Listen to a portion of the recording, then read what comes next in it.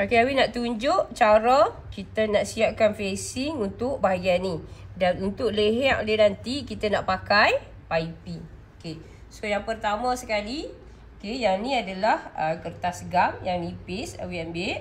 Okey, lebar dia ni dalam 3,5. So panjang dia ni dalam 8,5.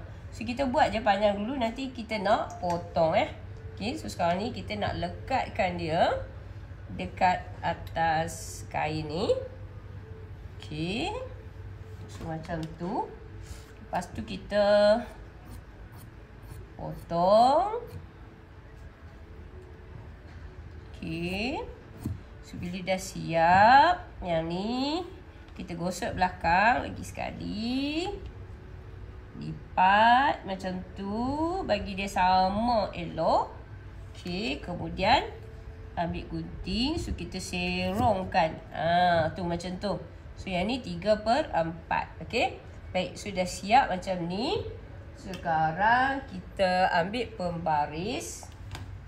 Okey, so Abi dekatkan sikit lah kat sini. Kita ambil pembaris.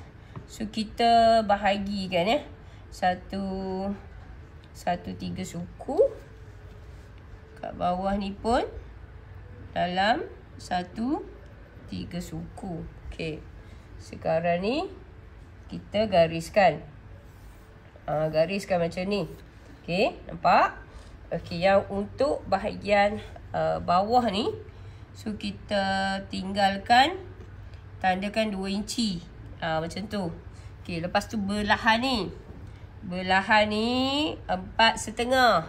Okey, 4,5. So kita pun tanda kat sini 4,5.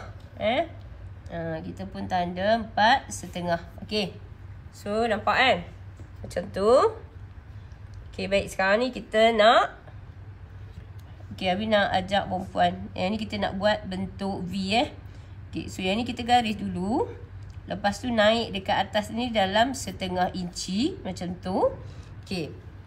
Kita tanda bahagian ni. Dekat leher ni jangan besar sangat. Dia dalam 1 hun setengah. Okey. So dekat bawah V ni kalau boleh dia kecil lagi daripada atas. Okey. So sekarang ni kita bentukkan V dulu. Bismillahirrahmanirrahim.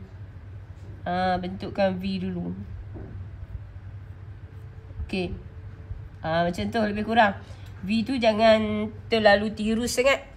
Sebab bila tirus sangat nanti dia susah. Okay, sekarang ni kita gariskan. Macam tu. So gariskan yang ni pula. Okey. So siap untuk belahan. Okey. Kalau yang ni dia kurang sikit. Macam tu. Okey, sekarang ni kita nak jahit dia ni. Tapi yang bahagian atas ni jangan potong lagi. Jangan potong lagi.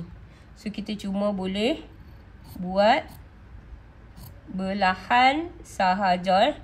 Okey, so kita belah ni sampai kat situ, sampai dekat tu hujung dia tu sikit. Macam tu. Okey. So kita nak pi jahit. Bila kita nak pi jahit, so yang ni kita letak dekat situ. Yang ni kita letak dekat situ. Okey. So kita akan mula jahit dari sini sampai dekat V tu. Lepas tu kita naik balik. Okey, baik, jom.